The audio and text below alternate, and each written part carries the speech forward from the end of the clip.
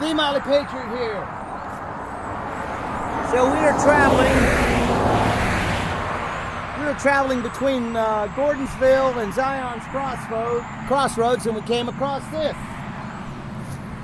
And a lot of traffic. Anyway, sign from 1934. Campaign of 1781. Lafayette moving west to protect stores in Albemarle from Tarleton, passed near here in 1781. So you get a sense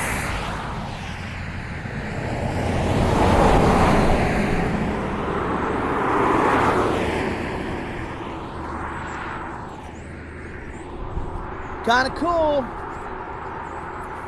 Campaign of 1781. Go get 'em. Woohoo!